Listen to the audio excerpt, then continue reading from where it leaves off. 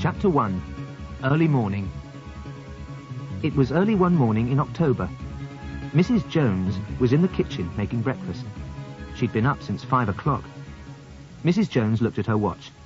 It was time to wake Peter. "Peter! Peter, it's 6 o'clock, get up!" she shouted up the stairs. Peter was already awake. "What?" he asked.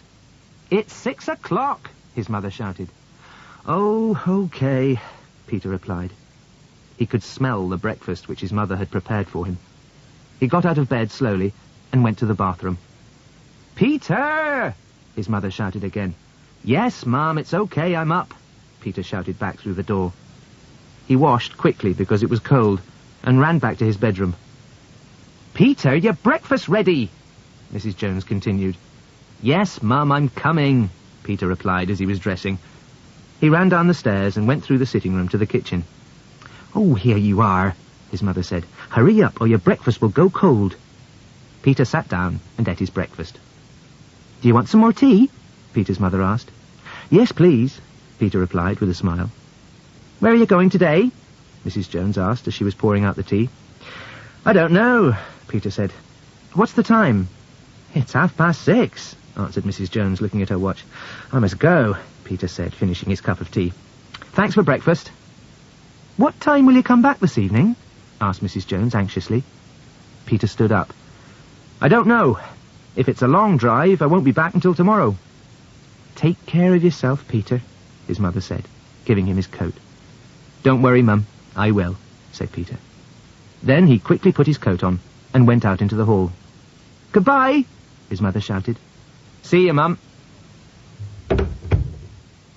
He went out of the front door into the street. He walked along to the end of the street and turned right. As he turned the corner, he saw the bus and started to run. He ran as fast as he could and got on the bus just before it left. "Corporation Street, please," he said to the driver. 50 pence, please," replied the driver. Peter paid and sat down. The bus drove quickly through the empty streets and was soon in Corporation Street. Peter got off and walked along the street to Universal Transport Limited. He went through the gate and into the office. "Good morning, Mr. James," said Peter cheerfully as he entered the office. "Good morning, Peter. How are you?" said Mr. James, looking up from his desk. Mr. James decided where the lorries went every day and gave the drivers their instructions. He was a short, fat man, aged about 45. He was popular with the drivers because he'd been a driver himself once. So Mr. James understood the drivers' problems. "I'm fine, thanks," replied Peter. "Good," said Mr. James. "I want you to take a load of biscuits to Manchester today.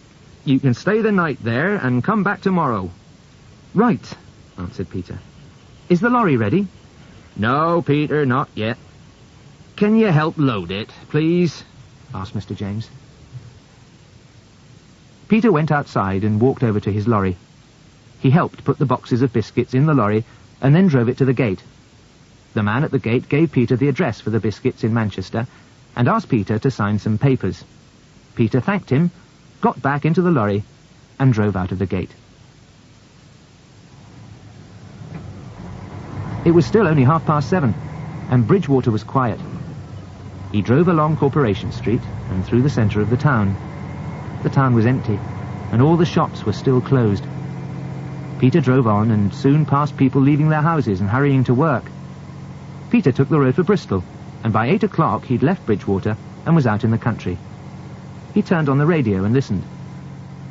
"It will be cold in most of England today, and there will probably be heavy rain. That is the end of the weather forecast. Now it's 8 o'clock and time for the news. A middle-aged man was murdered in Bristol late last night. The police would like to talk to a boy of about 16 who..." Peter turned off the radio. He was always unlucky. Today he had to drive all the way to Manchester and it was going to rain. As he was thinking about the weather, the first few drops of rain started to fall. It was still raining when Peter reached Bristol. It was after 9 o'clock now, and all the shops were open. There were lots of people and cars, and he had to drive slowly. He took the road to the north, and was through the town in half an hour. Not bad, he thought. I'll get to Birmingham by lunchtime. As Peter looked out ahead, he saw a boy standing by the side of the road. It was difficult to see in the rain, but the boy looked about 16. He was wearing a red jersey and jeans. He was hitchhiking and was holding out his hand to ask for a lift. Peter slowed down and stopped. The boy ran up and opened the door. "Where are you going?" the boy asked. "Manchester," Peter said. "Can you give me a lift?" the boy asked anxiously. "Yes, get in." As he spoke, Peter leant over and helped the boy into the lorry. The boy closed the door. He was very, very wet. Peter drove off. "Where are you going?" asked Peter. "I don't know," said the boy. "You don't know?" Peter repeated in a surprised voice. "No, I've run away from home." The boy spoke quietly. "What?" said Peter. The lorry was very noisy and it was difficult to talk. "I said I've run away from home." The boy repeated his words loudly, but Peter still couldn't hear. "What?" Peter asked again. "I said I've left home. I'm not going to go back," the boy shouted. "Why?" asked Peter. "We had an argument, that's all," the boy replied slowly. "What's your name?" inquired Peter. "John Stevens." "What's yours?" the boy asked. "Peter," replied the lorry driver. "Well, John, do you feel like a cup of tea?" "Yes, please." The boy smiled with pleasure at the idea of a cup of tea. "There's a cafe just ahead, and we'll stop there," said Peter, pointing in the direction of the cafe as he spoke. The lorry stopped outside the cafe. It was still raining heavily, and John and Peter ran inside.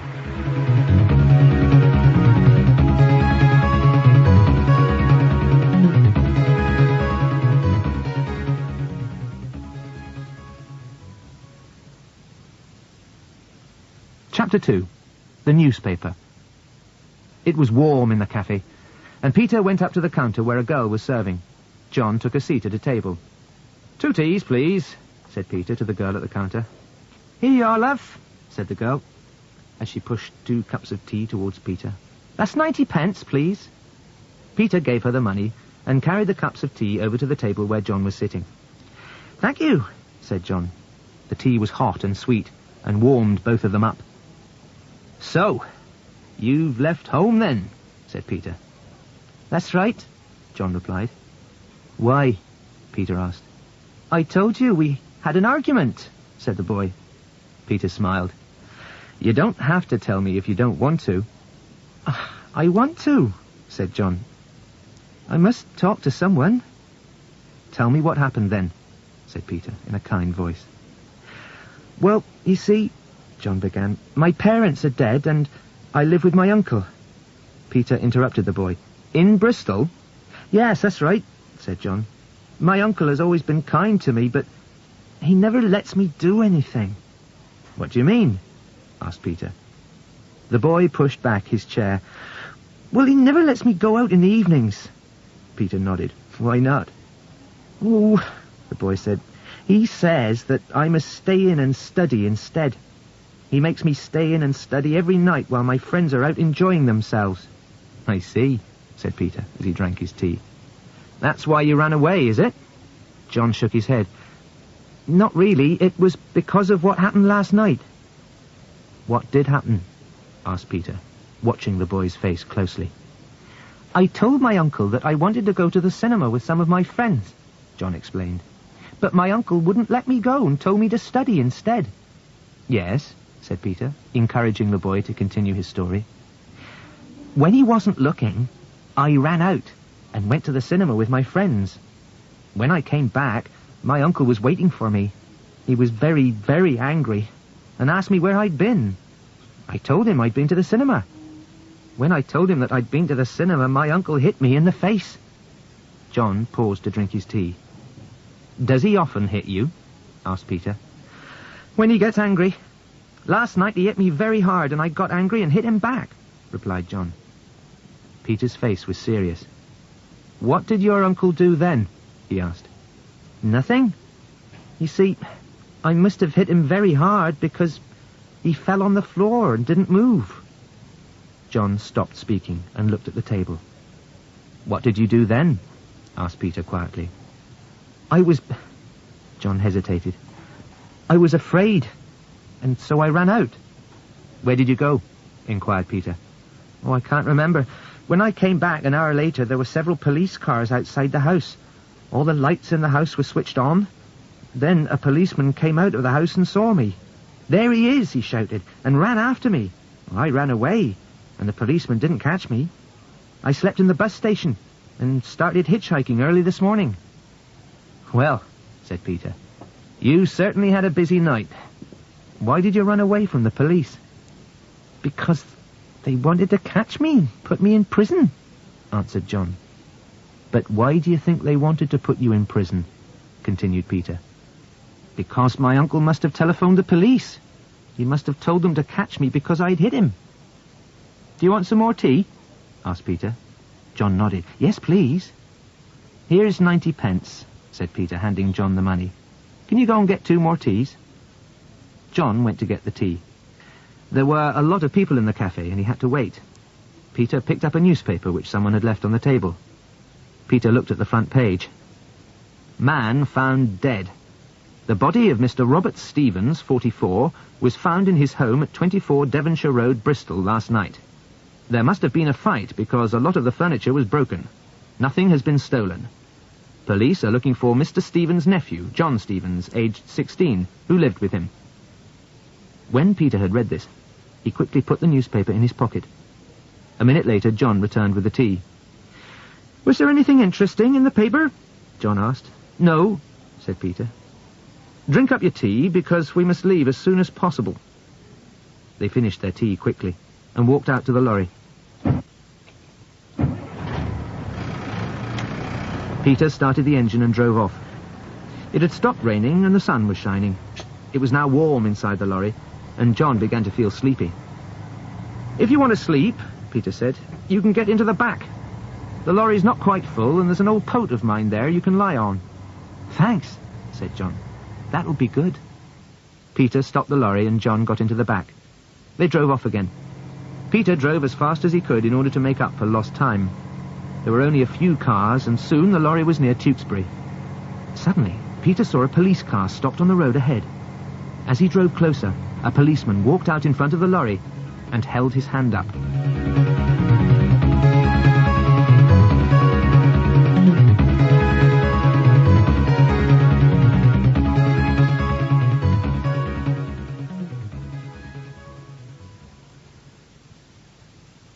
Chapter 3.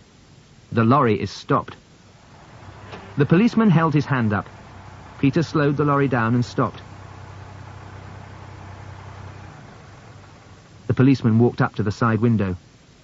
What is it? Asked Peter. What's the matter? We're looking for a boy who we think may have killed his uncle, replied the policeman. Oh, yes, said Peter. I heard the news about it on the radio this morning. Well, continued the policeman, we think the boy has left Bristol, and he may be hitchhiking north. Is he dangerous? Asked Peter. Very dangerous. He killed his uncle with a chair leg, the policeman added. What does he look like? Asked Peter.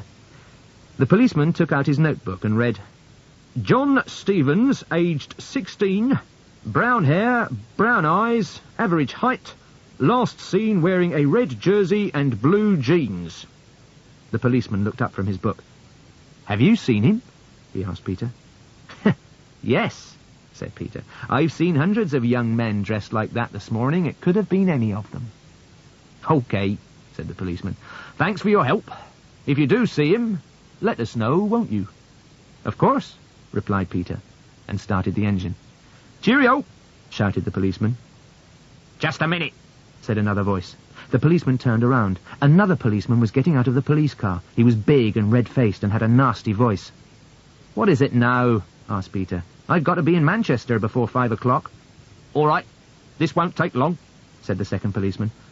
We're going to search your lorry. Why? Asked Peter angrily. The boy may be hiding there. Both policemen walked around to the back of the lorry. What shall I do now? Thought Peter. I could drive off before they look in the back, but if I do drive away, they'll drive after me, and their car is much faster than my lorry. What shall I do? Sit here and wait, If they find John, I can say that I didn't know he was in my lorry. Hey, you! Shouted one of the policemen. They found him, thought Peter. Hey, you! Come and help us open the back of your lorry. Right, shouted Peter and got out. If I'm there when they find John, he thought, perhaps I can give him a chance to escape by getting in the policeman's way. Peter walked around to the back of the lorry and opened it for the policeman. They looked in. All they could see was a lot of boxes, and, in one corner, some old coats on the floor. Right, said the second policeman. I'm sorry to have made you wait so long. You can go now. Peter thanked him, got into the lorry, and drove off. He drove for 10 minutes until he was sure that the police car was not following him. Then he stopped, jumped out, and ran around to the back of the lorry. He opened it and looked in. He couldn't see John anywhere. Peter climbed into the back. He couldn't understand where John was. The old coat was there, but John wasn't lying on it. Then Peter saw something that the police hadn't noticed. He could see part of a shoe sticking out from under the coat. Peter smiled when he thought how stupid the police were not to have looked under the coat. He went up to the coat and said loudly, "This is the police. Come out at once. We know you're under the coat." "All right," said a voice from under the coat, and John slowly got up. "Oh, it's you," said John. "I thought you were the police." "No," replied Peter. "I was just playing a joke on you." "You did frighten me," said John. "I had a strange dream when I was asleep." "What?" exclaimed Peter. "Have you been asleep all the time?" "Yes.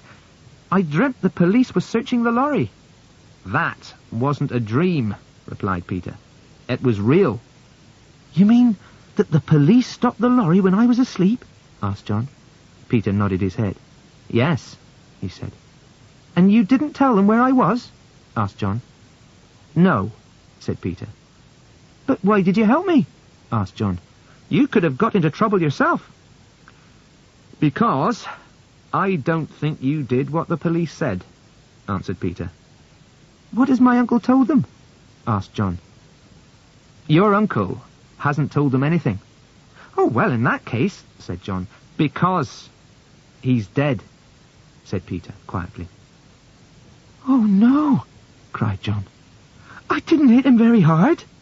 "If you hit someone with a chair leg," continued Peter, "you don't have to hit them very hard to kill them." "A chair leg?" replied John in surprise. "I didn't hit him with a chair leg. I hit him with my hands." Peter took the newspaper out of his pocket and showed John the article about the murder. "Are you sure?" asked Peter. "Yes," said John firmly. "Then I was right not to tell the police about you," said Peter. "We'd better start again now, or else we'll never get to Manchester, or find out who killed your uncle."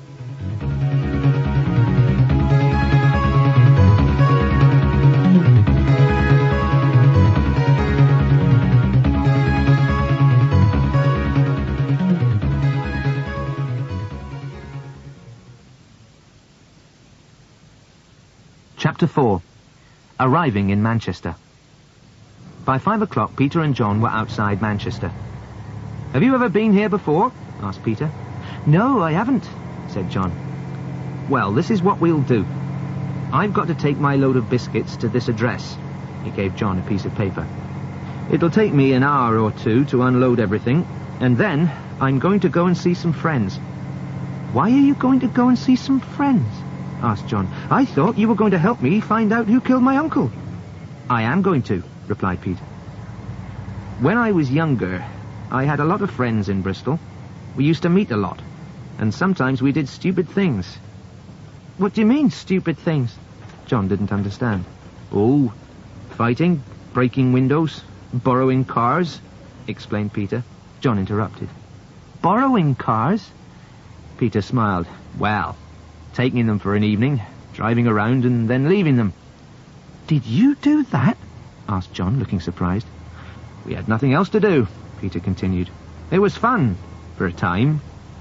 "Not for the people whose cars you took," John added. "That's true," Peter agreed. "Anyway, after a while I stopped seeing those friends." "Why?"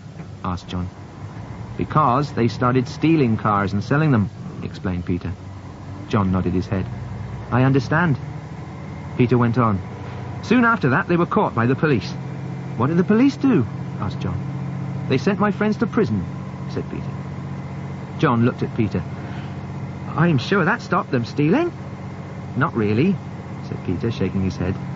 Because in prison they met older men who taught them a lot about stealing. What happened when they left prison? Inquired John. They came to live in Manchester, answered Peter. And I'm afraid that they've continued to steal things. But how does this help me? Asked John.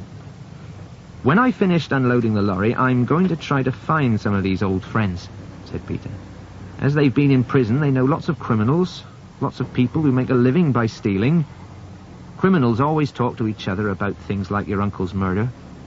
My friends may have heard something about it, something which the police may not know. John smiled. I understand now, he said. They may be able to tell us something useful, something to help us find out who killed my uncle. Peter stopped the lorry outside the shop where he was going to unload the biscuits. Right, said Peter. Look, we're here now. Why don't you go to a cafe or the cinema? The police won't be looking for you in Manchester. I'll meet you here outside the shop at 10 o'clock. Can't I come with you? Asked John. No, Peter replied. My friends might not want to talk in front of you because they don't know you. Okay, said John. See you at 10 o'clock. Thanks so much for all your help. You can thank me after we've found the murderer, said Peter. Peter and John jumped out of the lorry. John walked off down the street, and Peter went into the shop where he had to unload the biscuits. He helped the men from the shop to carry the biscuits into the back of the shop and counted all the boxes. Then he got the manager to sign the papers to show that the shop had received all the boxes. By this time, it was 6:30. Peter knew he had to hurry if he was going to help John. He parked the lorry on a piece of open ground and started walking. He walked quickly with his hands in his pockets and had soon left the shopping streets behind him. It was already getting dark, and the street lights were on. Peter crossed a busy main road and continued walking as fast as he could. The houses here were smaller and older. The roads were narrower, and children were playing under the streetlights. Here and there, Peter could see small areas of open ground covered with broken bottles, old cars, and empty tins. Peter hurried on and soon came to a cafe on the corner of one of the streets. The sign outside said, Cosy Cafe. Peter looked in the window, and then went in. He asked for a cup of tea and sat down. The cafe was almost empty. An old man sat in one corner reading a newspaper. At the next table to Peter sat a man of about 25, smoking a cigarette. Peter drank some tea, and then went over to talk to the owner of the cafe, who was washing up dirty cups and saucers. Good evening, said Peter. Yes, the cafe owner replied. What can I do for you? I'm looking for an old friend, said Peter. He used to live near here. Oh, yes, I might know him, said the cafe owner without looking up from his washing up. What's his name? Jeff Beck, said Peter quietly. The cafe owner dropped the cup he was holding. It broke on the floor. No, mister, said the cafe owner. I don't know anyone of that name. You must have made a mistake. Are you sure? Asked Peter, going up close to the cafe owner. I think you do know him. Look, I said I didn't. I don't like people asking questions. Why don't you go and ask someone else? The cafe owner shouted. Go on, get out! Okay, said Peter. Thank you for your help.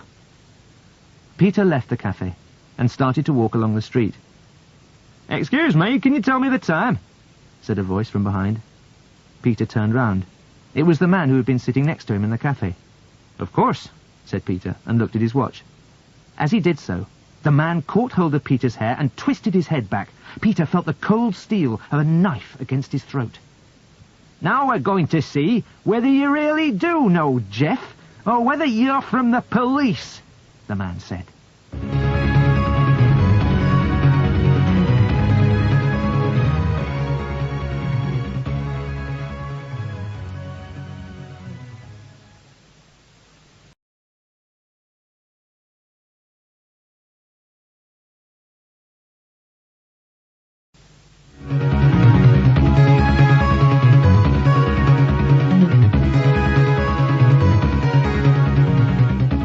Chapter 5. A visit to the cinema. When John got out of the lorry, he watched Peter go into the shop. Then John started to walk slowly along the pavement. He'd never been to Manchester before, and he didn't know where to go or what to do. People pushed past him as they hurried home from work. Everyone had somewhere to go or something to do, except him. He started looking in the shop windows so that people wouldn't see that he was lonely. After a while, he came to a cinema. John went up to the cinema and looked at the photographs outside. There was a cowboy film showing. John noticed that there were other people standing looking at the photographs.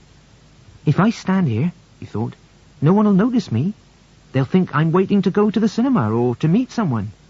Soon he'd looked at all the photographs several times, so he stood watching the people go past. There were several other people standing outside the cinema as well. A man wearing a suit who kept on looking at his watch. A small group of girls who were laughing together. A girl of about 16 who seemed worried about something. A mother with 2 small children and lots of parcels. 2 boys of about John's age, smoking cigarettes and trying to look very grown up. And an old man with a long coat. More people came and waited for a while and then went into the cinema. A small fat man came hurrying up to the woman with the children, kissed her and picked up one of the children. The woman picked up the other child, and with parcels and children in their arms, they rushed off together. The group of girls finally decided to go into the cinema. A taxi stopped, and a pretty girl came running up to the man in the suit who'd been looking at his watch. She said she was sorry she was late, and they went off happily together in the taxi. The 2 boys put out their cigarettes and went into the cinema. The old man walked off down the street slowly, looking in all the shop windows.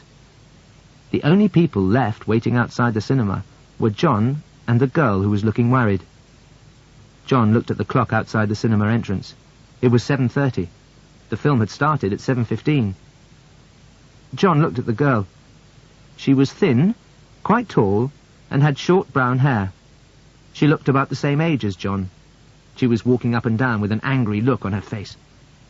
She looks quite nice, thought John. I wonder what she'd do if I asked her to go to the cinema with me.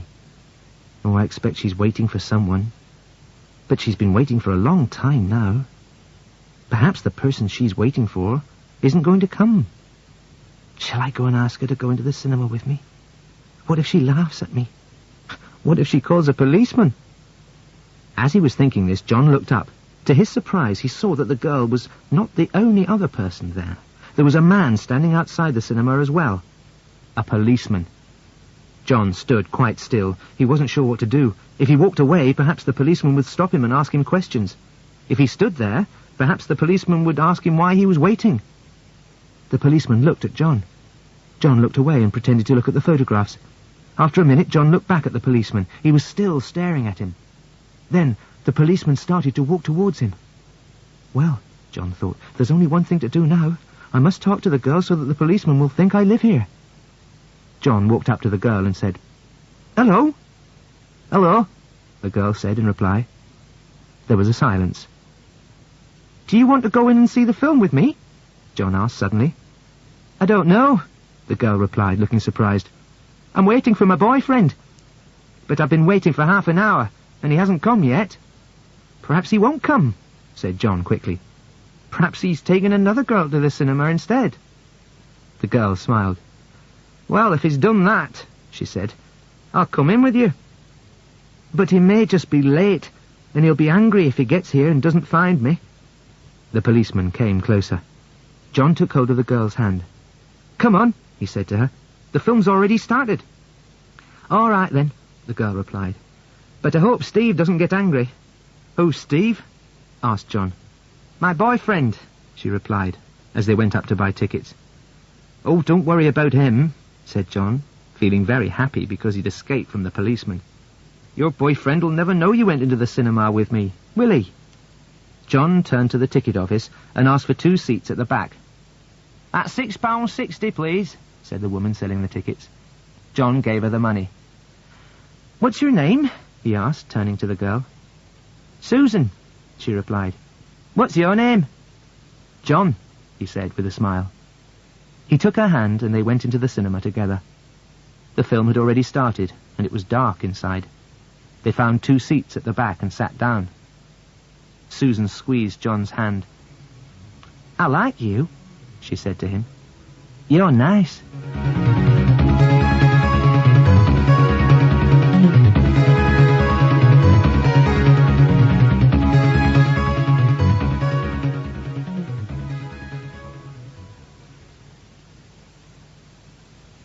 Chapter 6.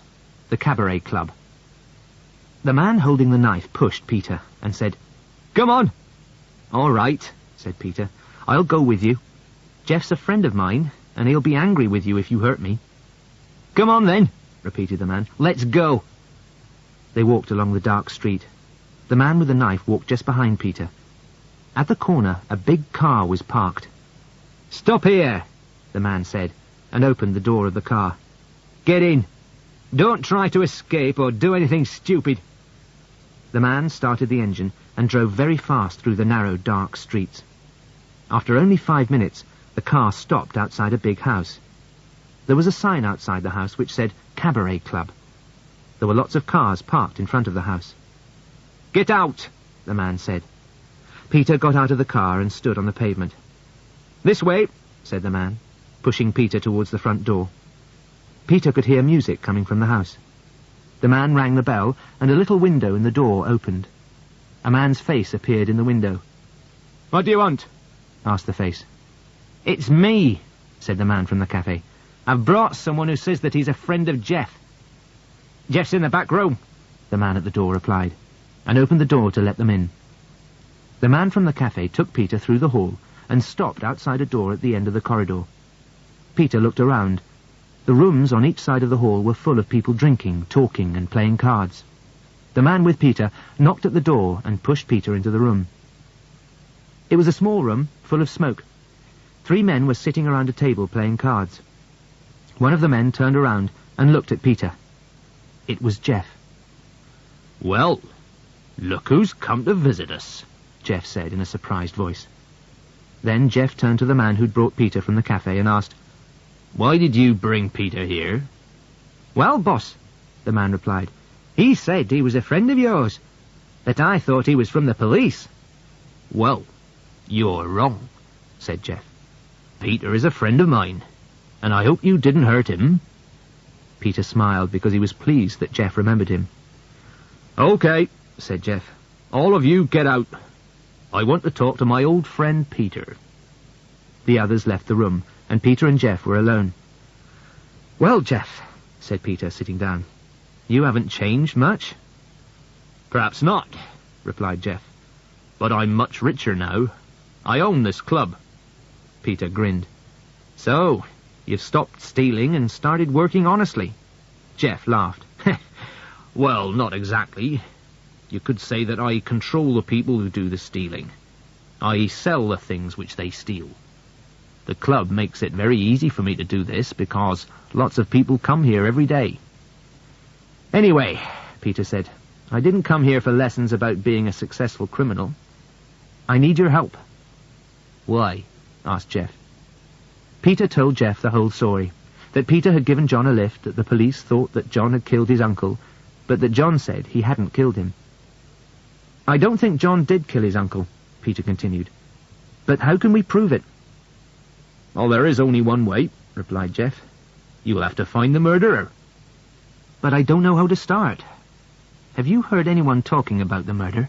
Peter asked. "No," answered Jeff. "But if you can wait for a few minutes, I'll go and ask some of my friends if they know anything about it." "Make yourself at home while you're waiting." After Jeff had left, Peter got up and went out into the hall. He looked into the big room where the music was coming from. A man was singing. Some girls were dancing, and people were talking and laughing. It was quite dark and very hot. Peter felt thirsty. He asked for a drink, and a waiter brought it. Peter tried to pay for the drink, but the waiter refused to take the money. "You're a friend of Jeff's," the waiter said, "so you don't have to pay." 10 minutes later, Jeff came back. "Well," he said as he sat down, "I think I have some useful information." Peter nodded. "What is it?" he asked. "Do you know who the murderer is?" Jeff laughed. "Of course not," he said. "But I can give you the name of someone in Bristol who may be able to help you." "What's his name?" Peter asked. "Bob Steele." He's a friend of mine. Bob lives by the river. He knows more about what happens in Bristol than the police do." "Thank you very much," said Peter. Jeff gave Peter a piece of paper. "Here's Bob's address," he said, "and a note to say that you're a friend of mine. Bob will help you find the murderer." Peter stood up. "Thank you again, but I must go now," he said to Jeff. "I must get back to Bristol as soon as possible." "Right," replied Jeff. "It was nice to see you again. And if you ever want another job, come and see me." "No, thank you," said Peter with a laugh. "I don't think I'd be a very good thief." Jeff walked out to the door with Peter and told the man at the door to drive Peter back to his lorry in the big car. Peter got into the car, and the car drove off fast down the street.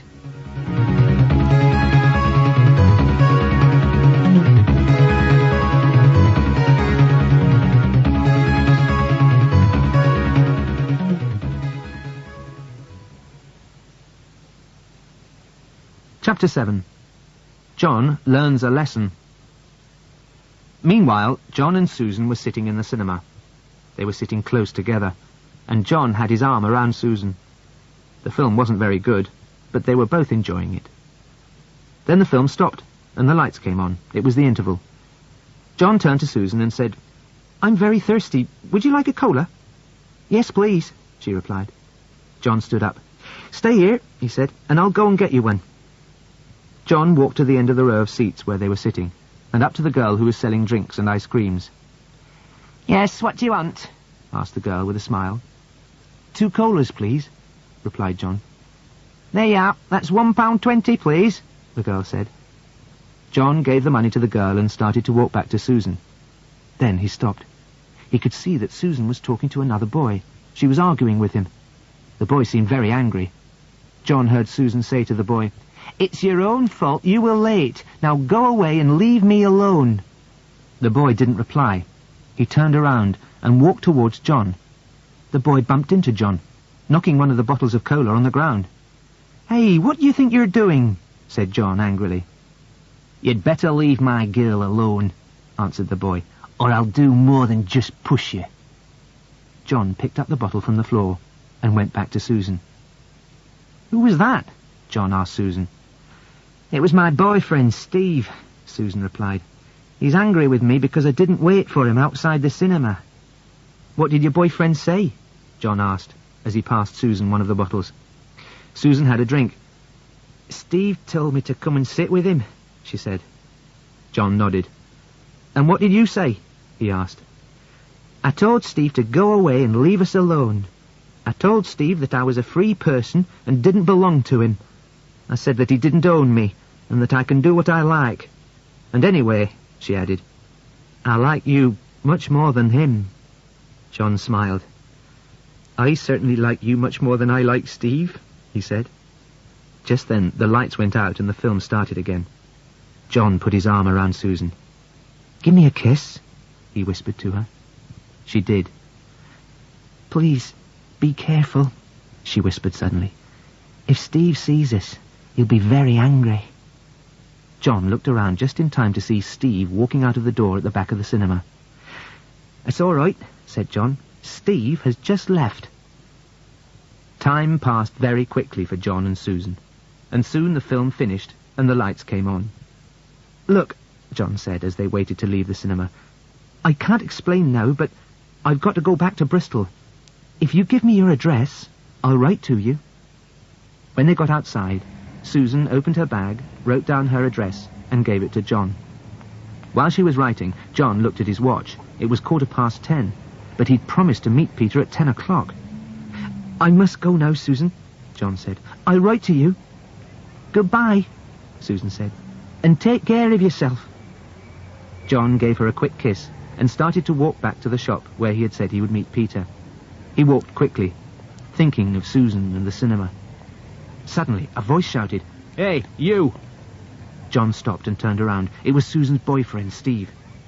"Where do you think you're going?" Steve said loudly. "It's nothing to do with you," replied John, and carried on walking. "Oh, yes it is," shouted Steve. John could hear feet running up behind him. He didn't turn around.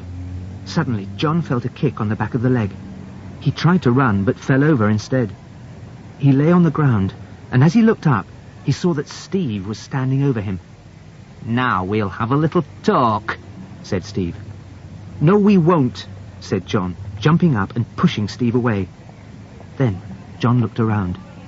Steve wasn't alone. He had 3 friends with him. Steve came up to John and pushed him against the wall. "So," he said, "you want to fight, do you?" As he said each word, he pushed John hard against the wall with his hand. John felt lost. What could he do? There were 4 people against him, and he was in a strange town. "We're going to teach you a lesson," said Steve with a nasty laugh. "We're going to teach you not to try to steal my girlfriend." John began to feel afraid. He knew that he must do something quickly. Suddenly, he hit Steve in the stomach and tried to run away, but the other 3 boys caught him. "So, you're frightened, are you?" asked one of the boys. "You can't get away now," said another. "We're going to teach you a lesson," said the third. Then one of the boys hit John hard in the face, and another boy hit him in the stomach. John fell on the ground. He felt sick. Then Steve came up and started to kick him. John was going to scream when he suddenly heard a voice which he recognized. "Leave him alone," said the voice. It was Peter.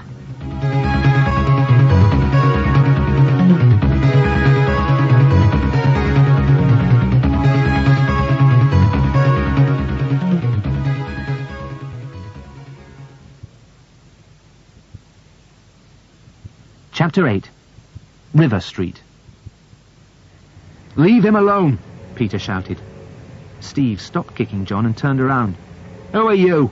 Steve asked. "And what do you want? Go away and mind your own business." "No, I won't mind my own business," said Peter, and hit Steve hard, knocking him back against the wall.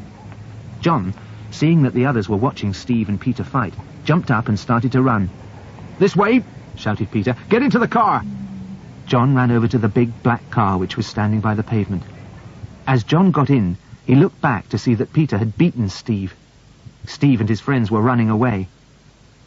"How did you know I was here?" John asked Peter when he got into the car. "We'll talk about it later," said Peter. John and Peter sat in silence until the car stopped beside Peter's lorry. Peter thanked the driver, and both Peter and John got into the lorry. Peter started the engine, and they drove back to Bristol. "Now," said Peter as they were leaving Manchester, "tell me how you got into the fight."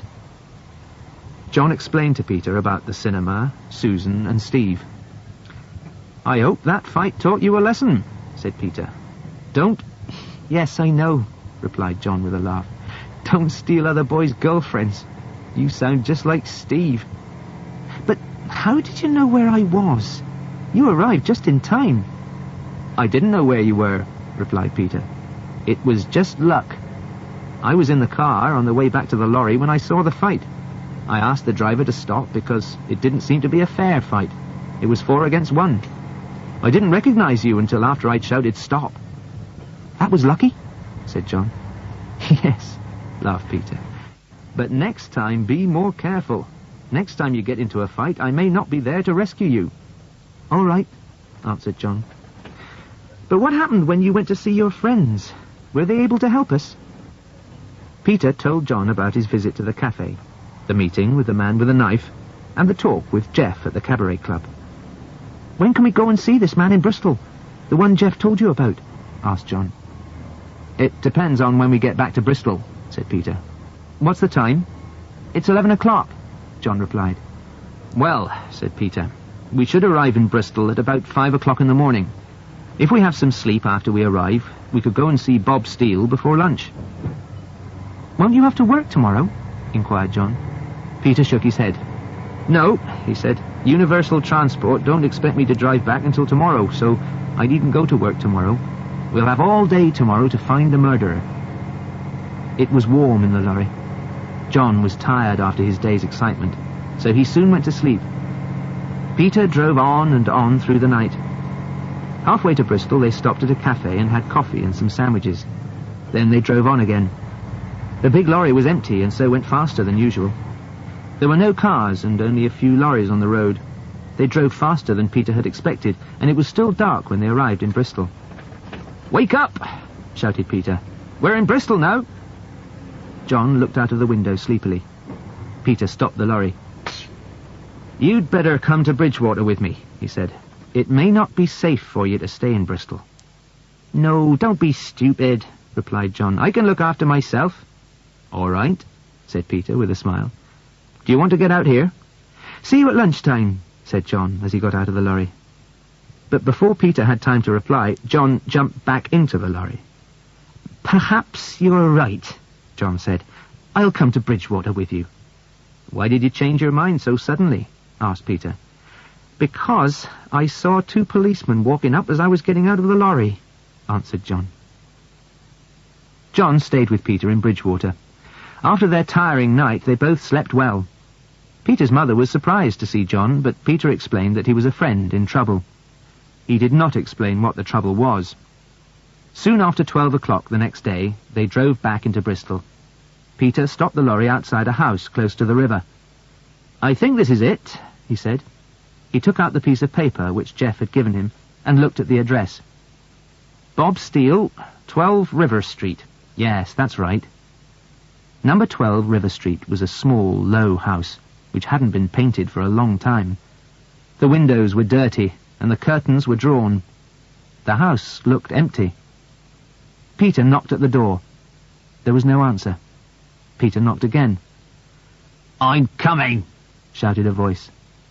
After a couple of minutes, the door opened a few centimetres. "Who is it?" a voice asked. "We want to talk to Bob Steele," Peter replied. "Why?" asked the voice. "We want some information," answered Peter. "Come in, then," the voice said. "You've come to the right place, if you want information."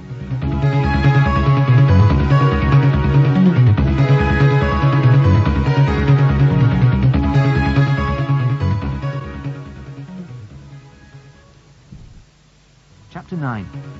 Information. "Come in," said the man at the door. He was Bob Steele. John and Peter went into the hall. It was dark, and they couldn't see very much. Bob Steele went on ahead of them, up the stairs. "It smells bad here, doesn't it?"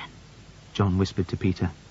Peter nodded, and they followed Bob Steele up the stairs, and into a small room at the back of the house. Although it was the middle of the day, the curtains were drawn in this room too. The only light came from a small lamp on the table by the bed. The bed was untidy, and the sheets were very dirty. The floor of the room was covered in old newspapers. "Sit down," said Bob Steele. Peter and John sat down and were able to look at Bob Steele in the light for the first time. He was middle-aged and quite short. His hair was red, and he had a small red beard. He was wearing old clothes but had a big new gold watch on his wrist. "I'm Bob Steele," the man said. "If you want information, you've come to the right person." "We want some information about a murder," said Peter quietly. "Murder?" repeated Bob Steele. "Which murder?" "It was my—" said John quickly. "Wait a minute," Peter said to John. "Let me do the talking." Then Peter turned back to Bob Steele. "We want some information about the murder of a teacher called Stevens. He was killed the night before last." "Yes," said Bob Steele, and then stopped. He looked closely at John. "I've seen your photograph in the newspaper. Aren't you the boy the police are looking for?" Bob Steele asked. "Listen," Peter interrupted. "We came here to ask questions, not to answer them." "Okay," replied Bob Steele. "If you give me a couple of hours, I can find out all you want to know. All I've heard about the murder so far is that Mr. Stevens wasn't killed for money. There must have been some other reason." "That's not much help," said Peter. "Look," said Bob Steele, "I can find out a lot more, but you must give me a little time. Come back after lunch and bring the money." "What money?" exclaimed Peter. "Jeff Beck told us you would help us because you were a friend of his." "Jeff was right," replied Bob Steele. "I will help you, but I want £100 for helping you." Peter stood up. We'll come back at 2 o'clock, he said. Come on, John, let's go. Peter and John left the house and walked down the street. They stopped at a cafe on the corner and went in. I don't know, said John after they'd sat down. Bob Steele wasn't much help, was he?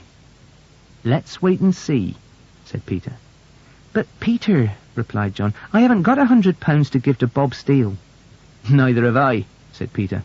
I've only got £20 on me. John laughed. I hope that's enough, he said. It will have to be enough, said Peter. But do you trust Bob Steele? Asked John. Do you believe that he'll tell us the truth? We don't have any choice, Peter said slowly. We must trust him because he's the only person who can help us. Peter and John had lunch in the cafe and afterwards went back to River Street. Bob Steele was waiting for them. He took them upstairs to the same room. Right, said Bob Steele when they'd sat down. Have you got the money? Peter nodded. Have you got the information? He asked. Bob Steele smiled. I'll tell you what I've heard. Mr. Stevens wasn't killed for money. He was killed by someone who knew him. He was killed by someone young. John went red in the face and stood up. What do you mean by that? He shouted. Be quiet, said Peter, and let Bob Steele finish. John sat down and stared at Bob Steele. He was killed by someone young, Bob Steele repeated. He was killed by a boy who knew him. Is that all? Asked Peter. Yes, replied Bob Steele. Now, give me the money. Wait a minute, said Peter firmly. I'll give you the money when you tell me the name of the murderer. Give me the money now, said Bob Steele loudly. Don't give him anything, shouted John. He's a liar. He's not telling the truth. He wants you to think that I'm the murderer. Bob Steele turned and went up to John angrily. Listen, my boy, he said. You'd better keep quiet unless you want the police to know where you are. You can't frighten me, replied John. Bob Steele turned back to Peter. Now, give me the money and get out, he said. I'll tell you what I'll do, said Peter quietly. I'll give you £20 now, and I'll give you the rest when you tell me the name of the murderer. Bob Steele was quiet for a minute. He looked at John and thought for a moment. He took the money. Then he smiled. Okay, said Bob Steele. Let's arrange a place to meet. How about under the clock at the railway station at 3:30? I'll be able to tell you the name then. We'll see you then, said Peter. Peter and John went out together. When they were in the street, Peter turned angrily to John. Why don't you keep quiet? Peter said, turning to John. Bob Steele is our only chance. You shouldn't shout at him or call him a liar. I don't like him, replied John. And anyway, he was trying to make you think that I am the murderer. We'll find out who is the murderer at 3:30, said Peter, and they walked off down the street. Bob Steele watched John and Peter from his window. He waited until they had gone. Then he went downstairs and over to the public telephone box across the street. He dialed a number. Hello, he said. Is that the police? Chapter 10. John is arrested. I must go to the post office, said Peter, as he and John walked away from Bob Steele's house. Why? Asked John. I must get the £80 to pay Bob Steele, replied Peter. I see, said John. But do you think Bob Steele will meet us at the station at 3:30? I expect he will, said Peter, unless you made him too angry. Do you want to come to the post office with me? No, thanks, answered John. I can look after myself. I'll go straight to the railway station and meet you there. All right, said Peter. Do as you like. See you at the station at 3:30. See you then, said John. Then John walked off down the road towards the river. He watched the ships unloading for a while. Then he walked back up the hill towards the station. He went into the station and sat on a seat. There were lots of people in the station, and no one noticed him. He watched the trains come and go. The time passed quickly, and looking at the station clock, John saw to his surprise that it was already 3:30.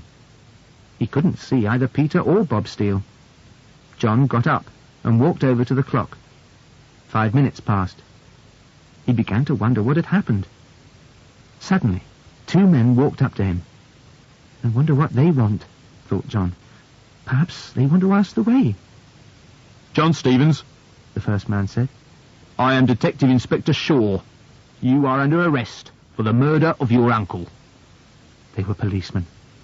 John looked around to see if he could escape, but the second policeman put his hand on John's shoulder. "Don't try to run away," said the policeman. "You'd better come with us." The policeman took John outside the railway station, where there was a police car waiting. They put John into the back seat, and Detective Inspector Shaw got in beside him. The other policeman got into the driving seat and started the car. As they were driving off, John looked back at the station and saw Peter looking at the car. "Why did you do it?" asked Detective Inspector Shaw. "Do what?" replied John. "Kill your uncle," said Inspector Shaw. "I didn't kill my uncle," said John angrily. "Oh, yes, you did," said Inspector Shaw, looking closely at John. "We know you did." John didn't reply. When the police car arrived at the police station, the policeman took John inside. They put him in a small room with no window and told him to wait there. There was no chair, and John was soon tired of standing, so he sat down on the floor. A few minutes later, Inspector Shaw came in. He saw John sitting on the floor and told him to stand up. John stood up. "Are you going to tell us all about the murder now?" asked Inspector Shaw roughly. John didn't reply. He looked at the floor. "Look at me, boy!" shouted the policeman. John looked up. "Now tell me the truth," said Inspector Shaw. "Tell me why you killed your uncle." "I didn't," started John. "I see," interrupted Inspector Shaw. "So, you want to be difficult, do you?"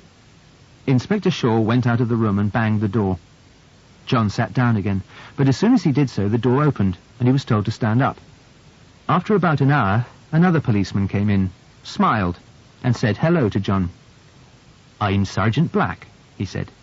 "Are you John?" "Yes," John replied. Sergeant Black brought 2 chairs, and he and John sat down. "I expect you're thirsty," said Sergeant Black. "Would you like a cup of tea?" "Yes, please," said John with a smile. He liked this policeman much more than Inspector Shaw. Sergeant Black brought in 2 cups of tea and a plate of cakes. "Now then," said Sergeant Black kindly, "what's all this about?" John didn't reply. "You can trust me," said Sergeant Black. "I'll understand." John liked Sergeant Black, and he liked the tea, so he started to answer the sergeant's questions. "Did you like your uncle?" asked the sergeant. "No," said John slowly. "Not very much." "Where have you been for the last 2 days?" asked Sergeant Black. "I've been to—" John stopped. Just then there was a knock at the door. Sergeant Black got up and went out. John sat and thought for a minute. "I must be more careful," he thought. "I nearly said that I'd been to Manchester. That will get Peter into trouble for helping me." Sergeant Black still hadn't come back, but John could hear his voice. He went up to the door and listened. Sergeant Black was talking to Inspector Shaw. "He's starting to talk now," said Sergeant Black. "Good," replied Inspector Shaw. "He'll tell you everything now." John went back to his chair and sat down. That was lucky, he thought. It had all been a trick to make him talk. Sergeant Black and Inspector Shaw were working together. Sergeant Black came back into the room. "Now," he said with a smile, "where were we?" "Oh, yes, you were just telling me that you had been to... I don't remember now. Where was it you said you'd been?" "I haven't been anywhere," said John, "and I'm not telling you anything." "Now, don't be stupid," said Sergeant Black. "If you didn't kill your uncle, you haven't got anything to be afraid of, have you? Tell me all about it, and I'll see if I can help you." John said nothing. Sergeant Black tried asking more questions, but John didn't reply. After a while, the sergeant put John in another room with a bed and locked the door. "Can I have some food, please?" John asked. "Yes," the policeman replied. "You can have some food when you've told us the truth."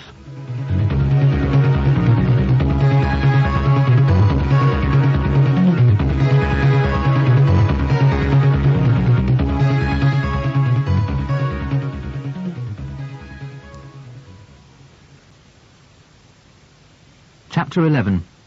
Peter finds Bob Steele. Peter looked at the police car as it drove away from the railway station. He thought that he could see John inside the car. Peter looked again. Yes, it was John. The police had caught John at the railway station. Peter ran into the station and looked under the clock, but there was no one there. But where was Bob Steele?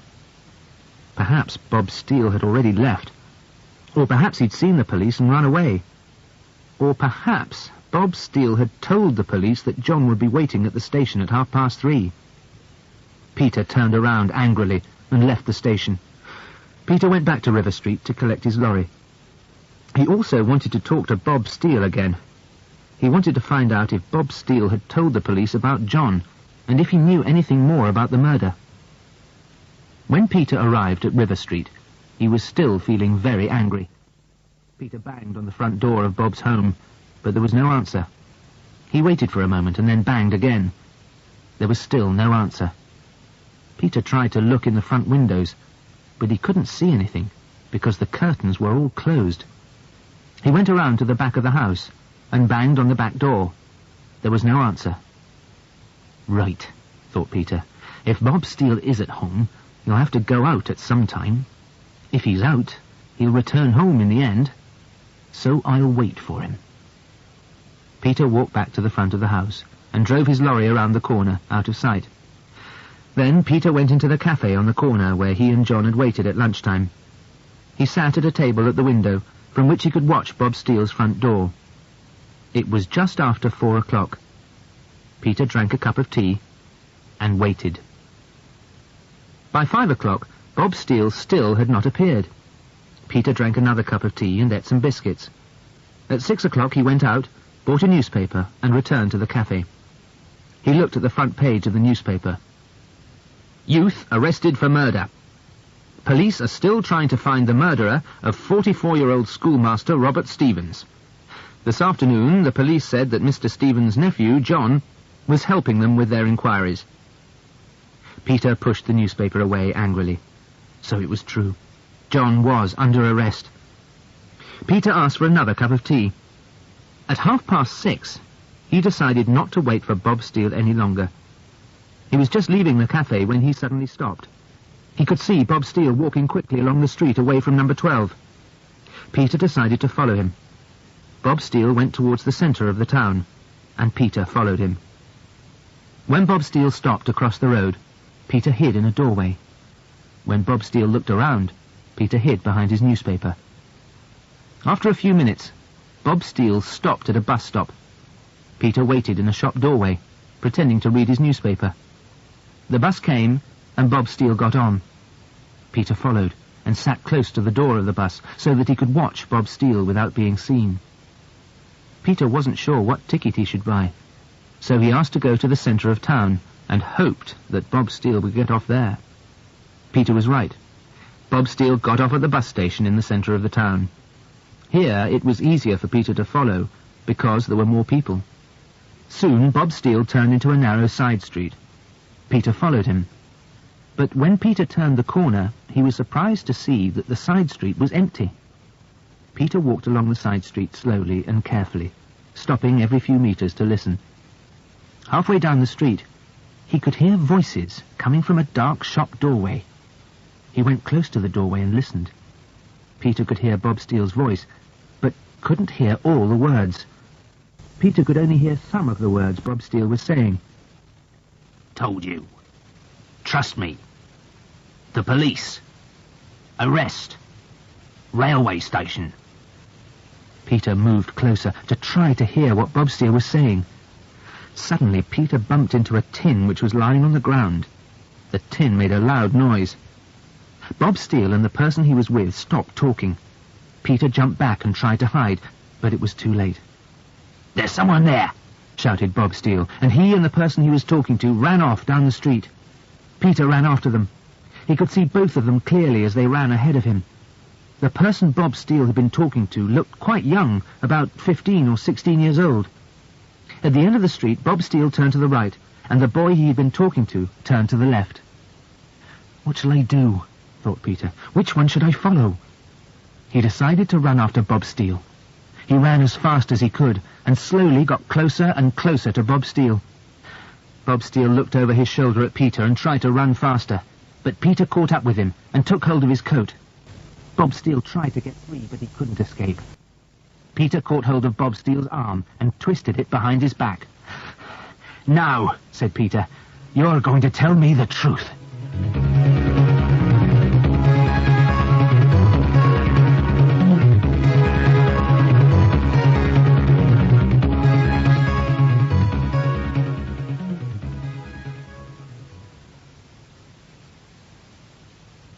Chapter 12. More information. "Come on," said Peter. "Tell me the truth." But Bob Steele didn't say anything, so Peter twisted his arm a bit more. "Ow!" cried Bob Steele. "Stop it!" "I'll stop it when you start talking," replied Peter. "All right," said Bob Steele. "But I can't talk here. Let's go back to my house, and I'll tell you there." "I've got a better idea," said Peter. "We'll walk back to your house, and you can tell me what you know as we walk." "Okay," said Bob Steele, "but please leave go of my arm." Peter laughed. "No," he said, "I don't want you to run away again." Then they started walking back to River Street. "Now," said Peter, "did you send the police to the railway station?" Bob Steele shook his head. "No," he said, "I didn't do it." Peter twisted Bob Steele's arm. "I don't believe you," he said. "Why did you send the police to the station? Was it for money?" "No," said Bob Steele. "They didn't give me very much." Then he was silent. "Very much what?" asked Peter quickly. "They didn't give you very much money. So you did tell the police that John was at the station, but they didn't pay you very well." Bob Steele didn't reply. They both walked in silence for a moment. "Who were you talking to?" asked Peter. "When?" said Bob Steele. "When I caught you," replied Peter. "I was talking to myself," said Bob Steele. "No, you weren't," Peter said firmly. "I saw you talking to a boy. Who was he?" Bob Steele didn't answer. They walked on in silence again, and were soon back outside number 12 River Street again. "Open the door," Peter told Bob Steele. "We haven't finished our conversation yet." When they were sitting in the upstairs room again, Peter leant forward and started to speak seriously to Bob Steele. "Now, let's be honest with each other. You make your living by selling information. You sold information about my friend John to the police." Bob Steele opened his mouth to speak, but Peter ignored him and continued. "You sold John to the police," said Peter. "But the police didn't pay you very much.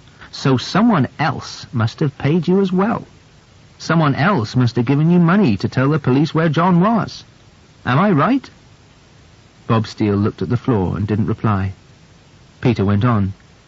"I think that the person who paid you to tell the police where John was must have had a reason. I think he must have had a good reason to want to see John arrested by the police. Do you know what reason?" Bob Steele shook his head. "No, I don't." "Well, I do," said Peter. "I think the person who paid you money to get John arrested was the murderer. Now, tell me the name of the person who paid you. Tell me his name." Bob Steele looked up. "You don't understand, mister," he said. "I don't tell people things. I sell information. If you want to know anything more, you'll have to pay me." Peter raised his hand angrily to hit Bob Steele. "Don't hit me!" Bob Steele shouted. "If you hit me, I won't tell you anything." Peter lowered his hand and smiled. "You would sell your own mother if you could," he said. "All right, I'll pay you. How much do you want?" You promised me £80, said Bob Steele quickly. "That's right," answered Peter, and he took out the money. He held the money out to Bob Steele. "Here you are," Peter continued. "Tell me the name of the person who paid you to get John arrested." Bob Steele took the money and counted it. Then he put it in a pocket of his old coat. "Well," he said, "I'm afraid I can't tell you the name." "What?" shouted Peter angrily. "Wait a moment, let me explain," said Bob Steele.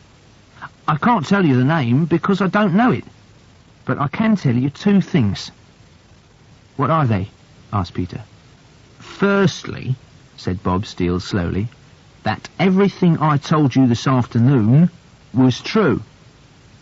Tell me what you said this afternoon again, asked Peter. Very well, said Bob Steele.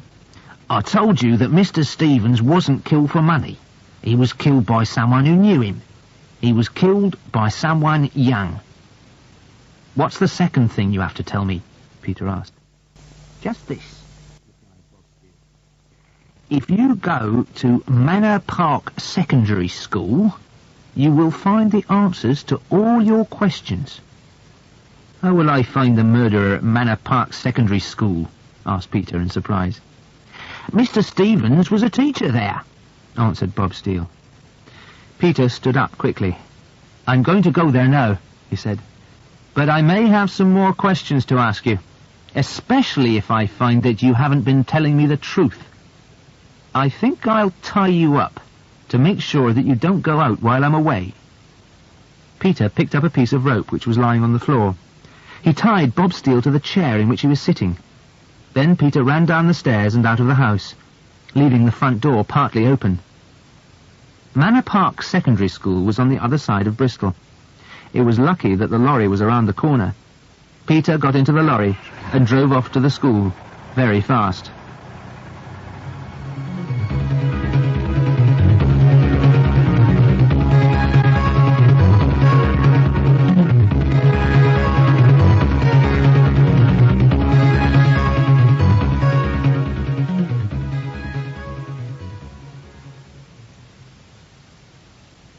Chapter 13. In the Cafe. Peter stopped the lorry outside Manor Park Secondary School. Then he looked at his watch. It was already 8 o'clock. The school looked dark and closed. Peter got out of the lorry and then he noticed that there was a light on in one of the rooms. Peter went over to the window and looked in. There was a man of about 60 cleaning the floor of the classroom. Peter knocked at the window and the man looked up.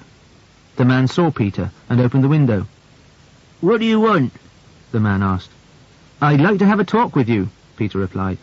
I'm very busy at the moment, the man said. It's about Mr. Stevens, Peter said. Oh, replied the man. You better come in then and we can have a talk. The man was the school caretaker. He cleaned the rooms and took care of the building.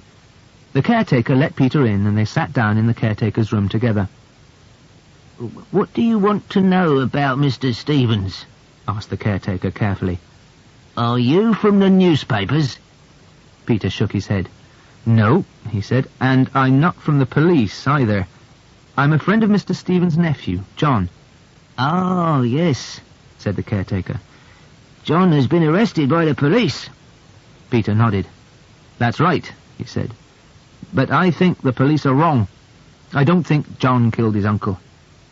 Did you know Mr. Stevens well? Yes, replied the caretaker as he lit a cigarette. I've been working here for nearly 20 years. Mr. Stevens has been here for 10 years. What was Mr. Stevens like? Asked Peter. The caretaker thought for a moment before saying anything. He was always very pleasant to me, the caretaker continued, but his pupils didn't like him. Why not? Asked Peter. Mr. Stevens lost his temper very quickly, said the caretaker. He got angry very easily. He had fixed ideas about his pupils. Once he got the idea that a particular pupil was bad, he would never change his opinion. Did Mr. Stevens ever hit his pupils? Asked Peter. I think so, replied the caretaker. But it would be better for you to ask some of the boys themselves. Where can I find some of them now? Asked Peter. A lot of the boys go to a cafe about 1 kilometre from here, close to the Scala Cinema, the caretaker replied. If you go there, you'll find some of Mr. Stevens' pupils. Peter thanked the caretaker. He left the school and drove down to the cafe, which the caretaker had told him about. The cafe was dark inside, and the radio was playing very loudly.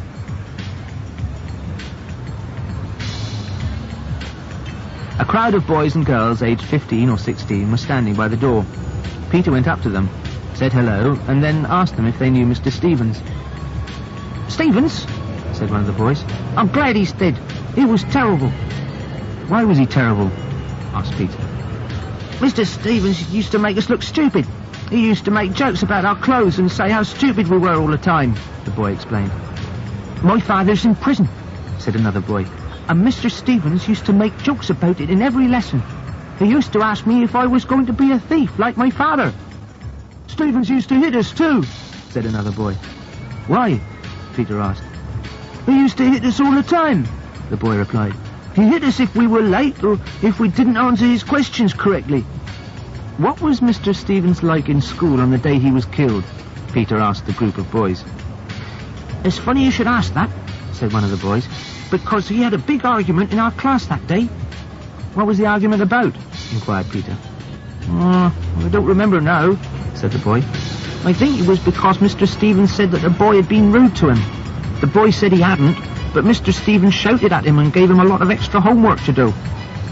"What was the name of this boy?" asked Peter. "I think it was Tommy Logan," said another boy.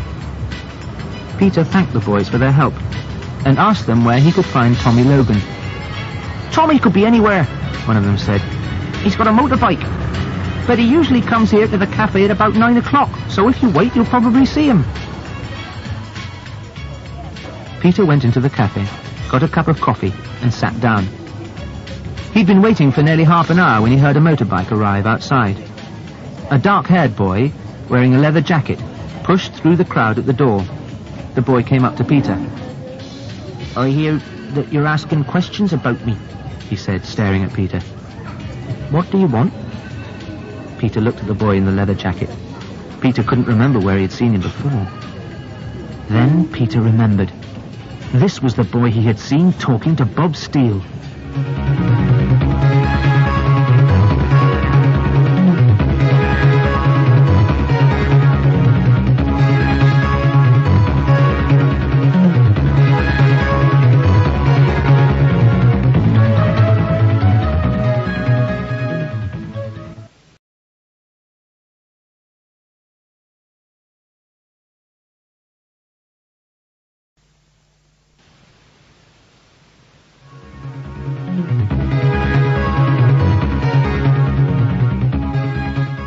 Chapter 14. The Chase. Peter looked carefully at the boy in the leather jacket. "Sit down," Peter said. "Are you Tommy Logan?" "That's right," replied the boy. He was about 16, with dark hair and a thin face. He seemed nervous, and his eyes were moving all the time. "I want to ask you some questions about Mr. Stevens," Peter told the boy calmly. "Are you from the police?" asked Tommy Logan. Peter shook his head. "No, I'm not," he said. "In that case," replied the boy, "I don't have to talk to you. Goodbye." The boy stood up and turned to go. Peter caught hold of the sleeve of the boy's leather jacket. "Don't go yet," Peter said quietly. "Let's talk about your friend, Bob Steele." A look of fear came into Tommy Logan's eyes. He pulled his jacket out of Peter's hand and pushed his way to the door. Peter got up and ran after the boy. When Peter got to the door, he was just in time to see Tommy Logan jump on his motorbike. Peter ran out onto the pavement, but it was too late. Tommy Logan started the engine and drove off. "I know where he's going," Peter said to himself. He ran back to his lorry and jumped in. He started the engine quickly and drove after the motorbike. But the motorbike was faster than the lorry and soon disappeared. "Never mind," said Peter to himself. "I know where he's going." Peter drove back to River Street as fast as he could. As he turned the corner into River Street, he switched off the lorry's lights. Peter drove slowly and quietly along the street and stopped close to number 12. Outside Bob Steele's house, Peter could see a motorbike. It was Tommy Logan's motorbike. Peter had been right in thinking that the boy would come here. Peter climbed over the wall into the garden and went up to the front door. It was wide open. Inside, Peter could hear voices. He started to climb the stairs. Just then, the door of Bob Steele's room opened and someone switched on the light. "There he is, on the stairs!" shouted Tommy Logan, pointing at Peter. Before Peter could hide, Bob Steele and Tommy Logan came running out of the room. Peter got ready to stop them as they came down the stairs. Suddenly, Peter saw that Bob Steele was carrying a chair. It was the chair Peter had tied Bob Steele up in. Tommy Logan must have untied him. With a laugh, Bob Steele threw the chair at Peter from the top of the stairs. The chair was heavy. It hit Peter on the shoulder and knocked him down the stairs. Then Tommy Logan and Bob Steele ran down the stairs, jumped over Peter's body, and ran out into the street. Peter lay at the bottom of the stairs. His head and right shoulder hurt badly. Then he heard the motorbike starting. With difficulty, Peter got up and went to the door. Bob Steele and Tommy Logan were both on the motorbike, and they were driving away fast down the street. "I'm not going to lose them again," said Peter aloud. He forgot about the pain in his shoulder and ran as fast as he could to his lorry. In a moment, he was chasing after the motorbike in his lorry. The motorbike turned right at the end of the street and went down the hill towards the river. Peter switched on the lorry's headlights fully, and with the tyres screaming, he followed the motorbike around the corner. Going down the hill, Peter was able to go faster than the motorbike and was soon only 50 metres behind. Then, at the bottom of the hill, the motorbike suddenly turned right into a narrow street. Peter followed the motorbike into the narrow street. As the lorry's lights lit up the wall at the end of the street, Peter shouted happily.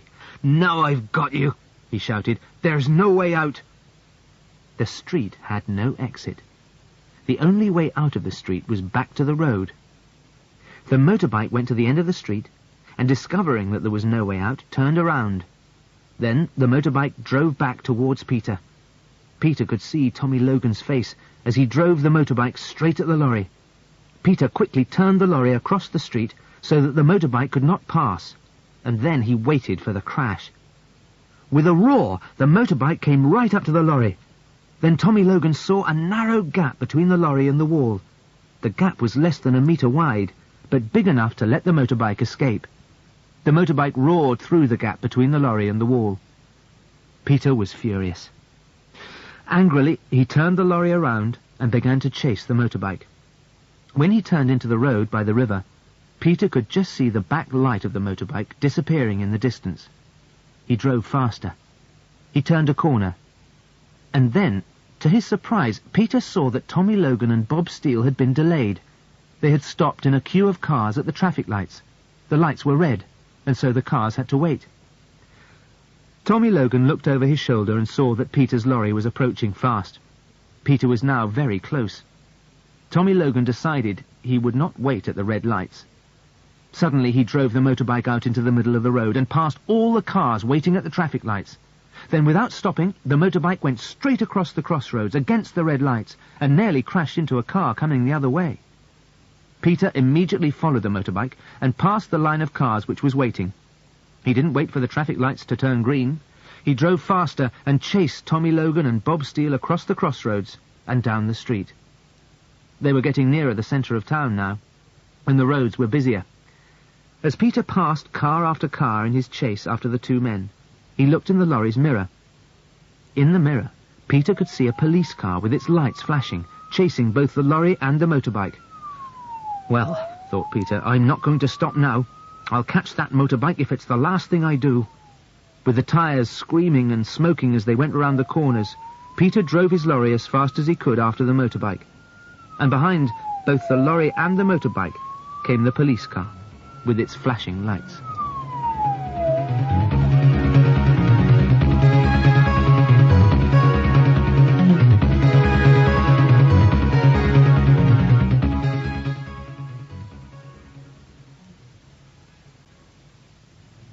Chapter 15. The Police Station. At 100 kilometres an hour, the motorbike carrying Tommy Logan and Bob Steele roared through the centre of Bristol. Peter's big lorry raced after them. Behind Peter came a police car with its blue light flashing. Tommy Logan looked quickly over his shoulder to see if Peter was any closer. Peter was much closer. Tommy looked ahead again and saw a sign, "Low Bridge ahead." With a smile, Tommy drove the motorbike under the bridge.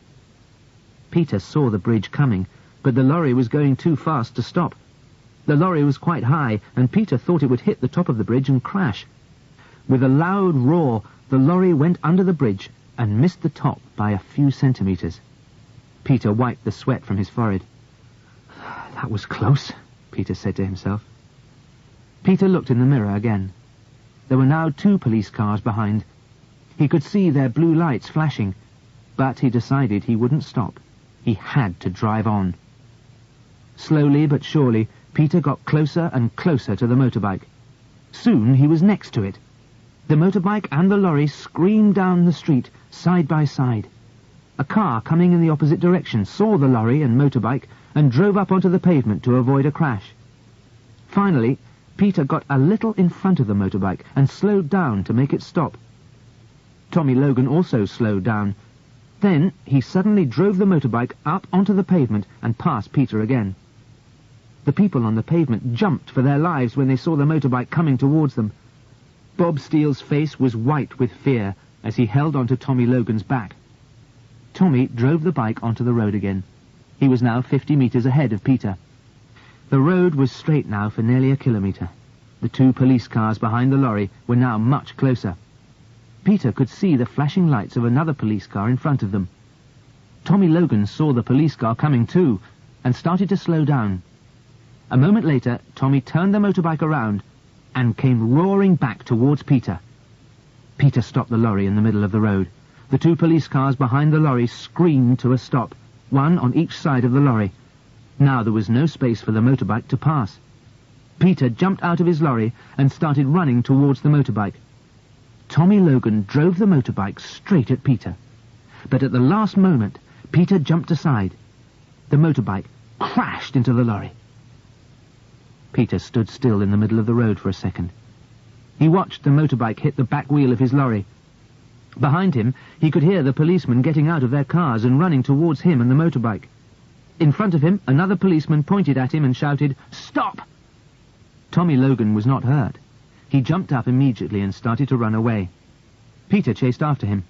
As he ran, Peter quickly looked behind him.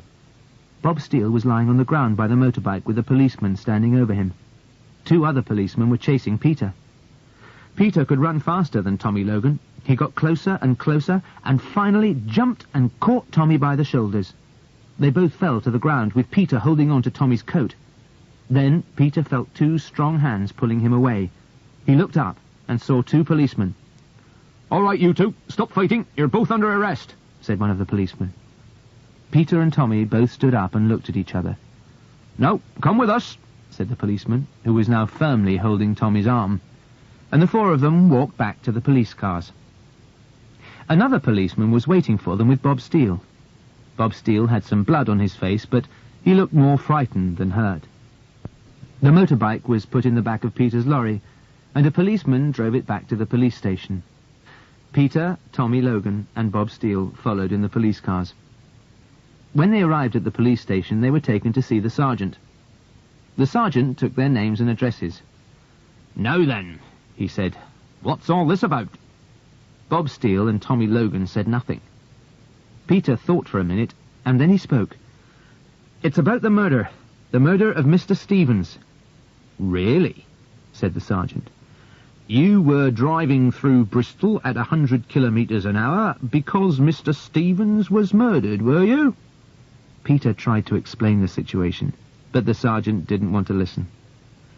"If it's about the murder," the sergeant said, "you can talk to the inspector. He's out now, but he'll be back in half an hour. I hope you're telling the truth, because the inspector is a very busy man. He'll be very angry if he thinks you're wasting his time." "He's mad!" shouted Bob Steele, pointing at Peter. "All right, be quiet, all of you," said the sergeant. "You can all talk to the inspector when he comes." The sergeant took Bob Steele and Tommy Logan and put them in one room. Then he opened another door and pushed Peter into a different room. "Peter!" shouted a voice. Peter looked up. It was John. "Peter, how good to see you. Is everything all right now?" asked John. "Are they going to let me go?" "No," said Peter sadly. "Then what are you doing here?" asked John. "I'm under arrest too," said Peter. "What for?" John asked in surprise. "Dangerous driving," replied Peter. He told John the whole story, and John listened without saying anything. Then John told Peter that the police had asked him lots of questions, but that he hadn't told them anything. "I think it's about time you did tell us everything," said a voice from behind them. It was Inspector Shaw. "Now," said Inspector Shaw, "you're both in bad trouble. I want the truth."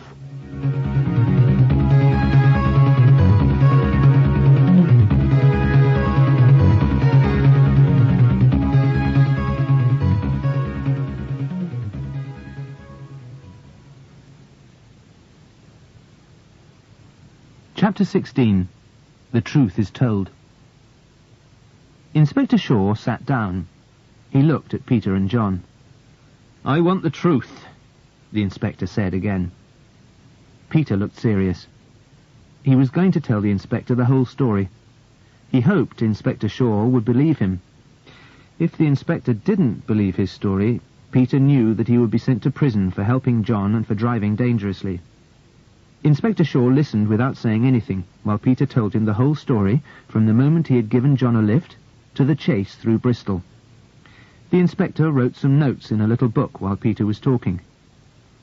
"Do you expect me to believe this story?" asked Inspector Shaw, when Peter had finished. "Yes," said Peter. "It's the truth," John added. "We'll see," replied the inspector as he left the room. Inspector Shaw returned a minute later with Sergeant Black, Bob Steele, and Tommy Logan. Sergeant Black brought in some chairs, and they all sat down. Inspector Shaw turned to Bob Steele, who looked very frightened. "You've been in trouble before," said the inspector. "And this time you'll go to prison unless you tell us all that you know." "Prison?" said Bob Steele. "I haven't done anything. I haven't killed anyone. I was just walking past Mr. Stevens' house the night before last when I saw—" "Be quiet, you old fool!" shouted Tommy Logan as he jumped to his feet. Sergeant Black pushed Tommy back into his chair.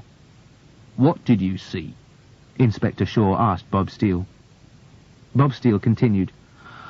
"I saw a young man running out of the house. He left the front door open. I was surprised, so I went in to have a look. Mr. Stevens was lying on the floor." "Who was the boy you saw running out of the house?" asked the inspector. Bob Steele pointed at John. "It was him," he said. "I didn't," started John. "Be quiet," said Sergeant Black. "What happened next?" the inspector asked Bob Steele. "Well," Bob Steele continued, "Mr. Stevens was lying on the floor.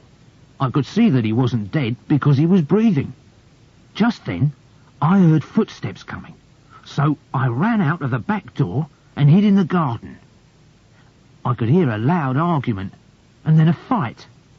I went around to the front of the house and looked in the window, but I couldn't see anything.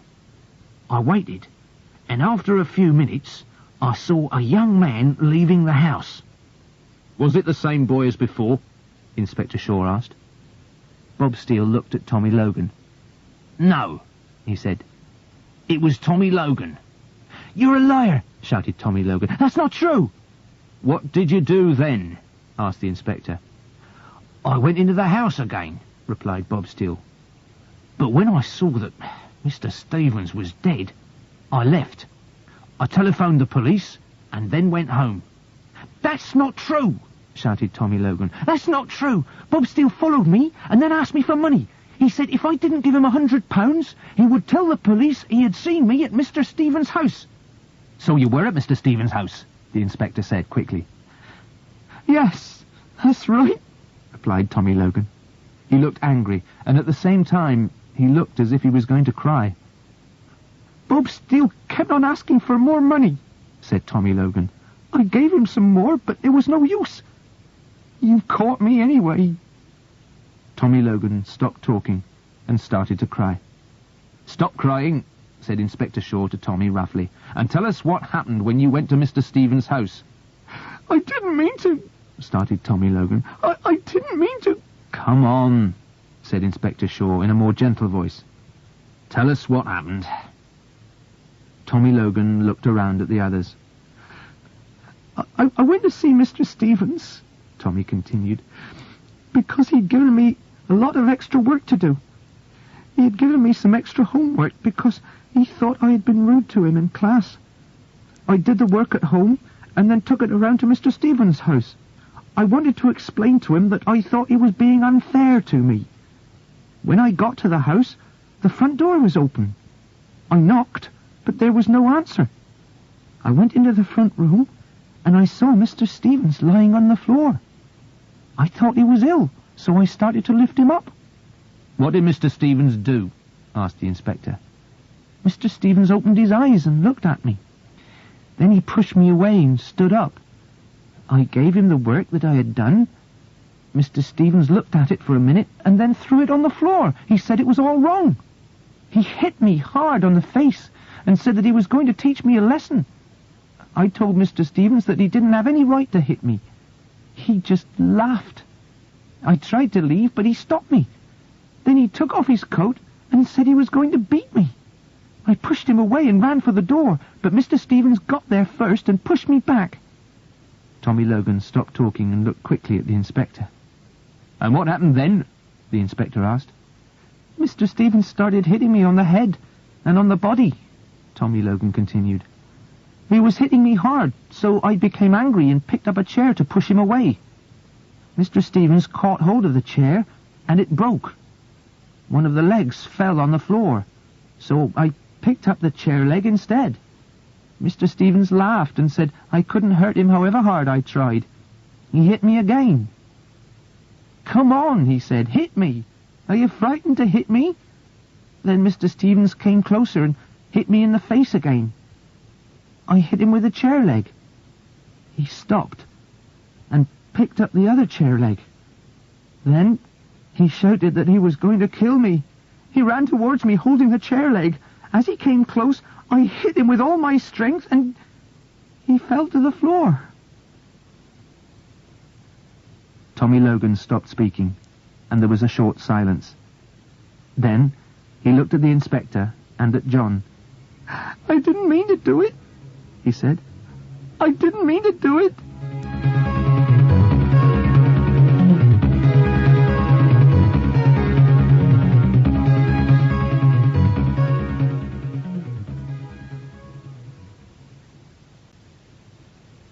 Chapter 17. Another hitchhiker. Peter and John walked out of the police station. "It's wonderful," John said. "I didn't think the police would let me go." "The police had to let you go," replied Peter, "because Tommy Logan said that he had killed your uncle." "I know," said John slowly, "but I don't think he wanted to kill my uncle. I think it was an accident." "That's true," agreed Peter. Peter and John walked around to the back of the police station and got into Peter's lorry. "What do you think will happen to Tommy Logan?" asked John. "I don't know," answered Peter as he drove the lorry out onto the road. "He's very young to go to prison.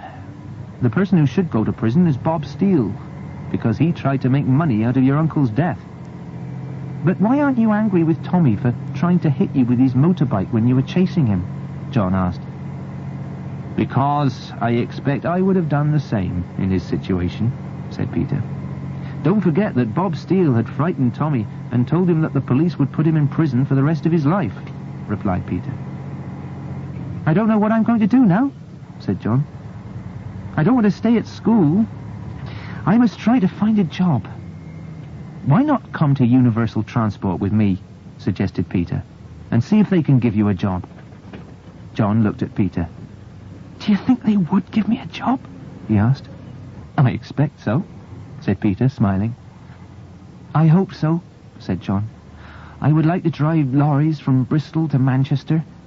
There is someone I would very much like to see again in Manchester." Peter turned and smiled at John. He knew that John was thinking about the girl called Susan who he had met outside the cinema. "I'm afraid you can't drive a lorry until you're 21, Peter said. "But you can get a job helping to repair lorries. That's how I started when I left school." "I would like that," said John. Peter and John drove out of Bristol to Bridgewater. John was going to stay the night at Peter's house and go to Universal Transport with Peter the next day to ask for a job. Just outside Bristol, they saw someone standing by the side of the road. "Look!" shouted John. "It's a hitchhiker. Will you give him a lift?" "Of course," replied Peter, and stopped the lorry. The hitchhiker was a boy of about 16. "Where are you going?" Peter shouted through the window.